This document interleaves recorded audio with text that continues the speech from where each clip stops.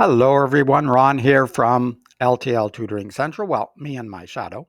And in this video, I'm going to be discussing writing sentences, a few tips for sentence writing. Uh, if you can write a good sentence, it will help you to write a better paragraph. It'll help you to write longer articles like essays, book reports, etc. It's the foundation, really, of most writing.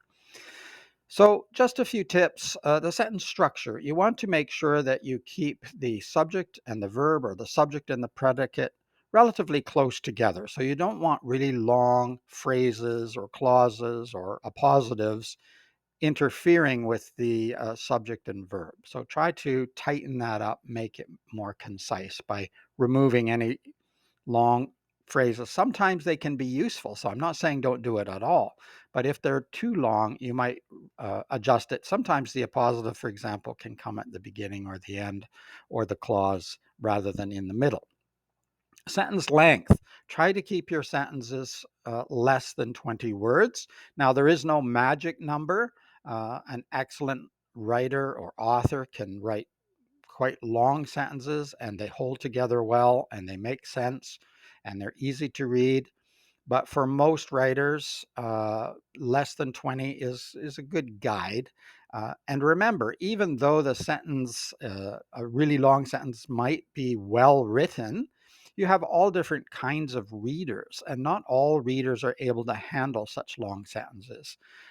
You want the reader, whoever the reader is, to understand what you're writing, to get something out of it, whether that's information, entertainment, or both of those things or something else. But you want them to understand. That's the important thing, clarity.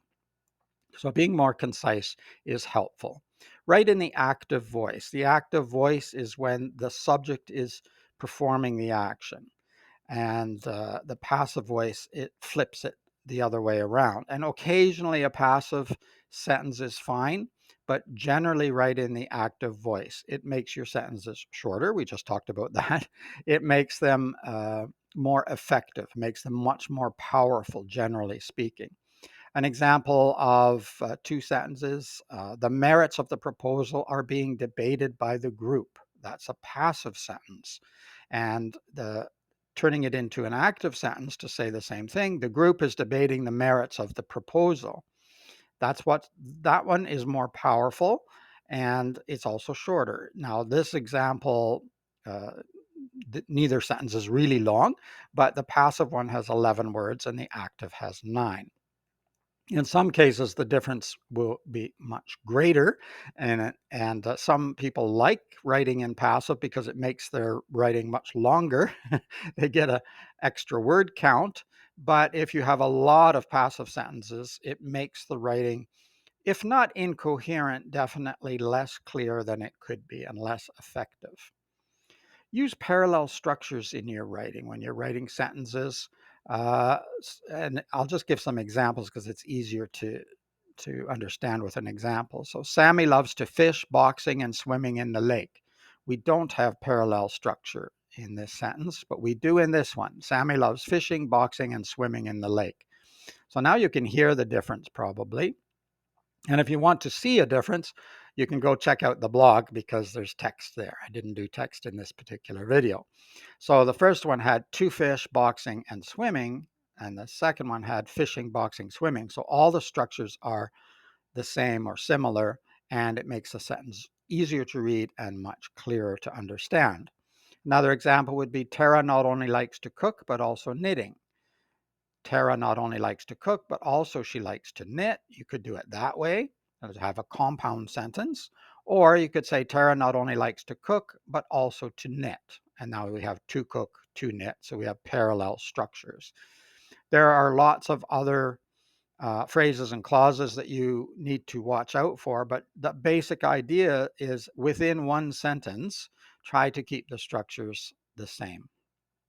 You can have all different kinds of sentences, though. In fact, we want a variety of sentences in your writing.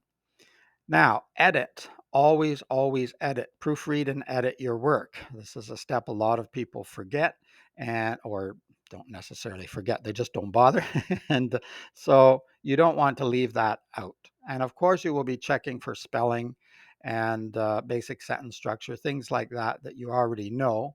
Also, check for the points I've already mentioned and take out any unnecessary words or phrases or clauses or any outdated expressions. So I have a few examples here. In spite of the fact that should be written as although. Much shorter. You can hear that's much shorter. Remember, we're looking to be concise and clear. Repeat again. You only need to say repeat because repeat again is redundant. Manually by hand. That's another example of redundancy.